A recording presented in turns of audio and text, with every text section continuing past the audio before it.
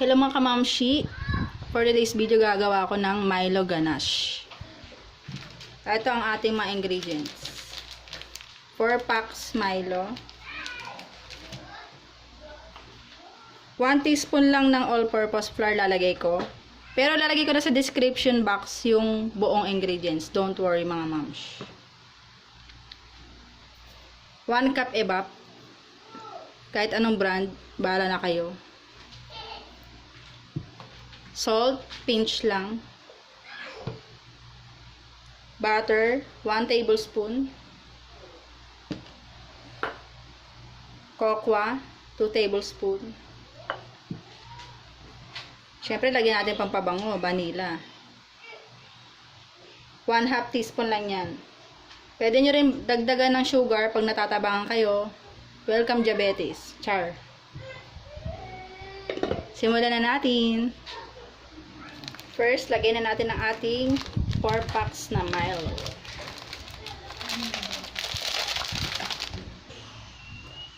Ito na po yung ating 4 packs Milo. Sabay ko na rin po yung 2 tablespoon cocoa powder. Sensya na sa lagayan ko, pang mayaman kasi. Char. 1, 2. Then, mix lang po natin. Sift. And shen. Char.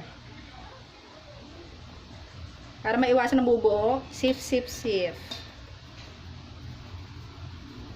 Para yung mga kapitbahay nyo, mga sip.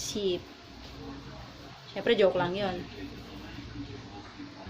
Next natin yung 1 tablespoon all-purpose flour.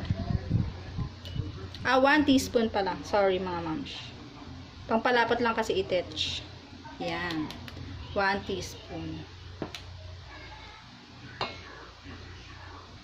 Then salt. Pinch lang. Pinch. Pang-balance lang ng ano yan. Tamis. Next natin yung 1 cup EVAP. Pwedeng cream, anything else na gusto nyo. Anything else?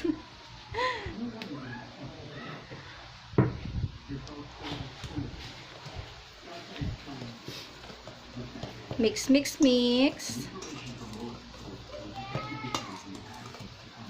Pwede nyo po siyang tikman. Then, lagyan niyang sugar kapag medyo natabangan. Sa mga medyo matatamis ang panlasa dyan. Welcome diabetes. Okay. Tignan natin.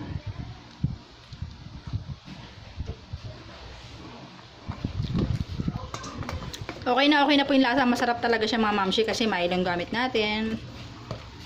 Pero lalagyan ko na lang po siya ng sugar kahit 2 scoop lang. Maliit lang naman po itong scoop ko. Yan. Lagyan ko na lang siya ng 2 scoop. Pero kayo po, bahala po kayo. Pwede nyo pong tikman muna bago lagyan ng sugar. Pag nahalo-halo na po, pwede na po natin siyang isalang sa low heat lang po. Para hindi masunog. Diretso na po na tayo sa kalan. Ay, nalimutan ko pala yung butter. Sorry mga moms. So, ito na siya. 1 tablespoon. Ayan.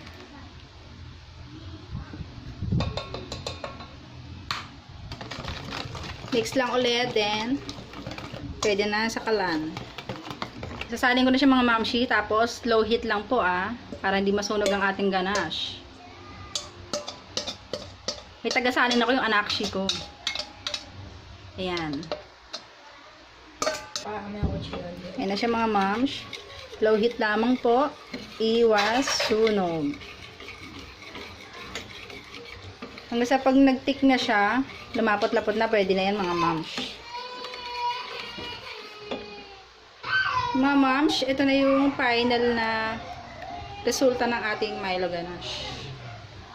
Promise, yummy talaga itong mamshi. Tara na kayo naka-red ribbon. Salin na natin siya.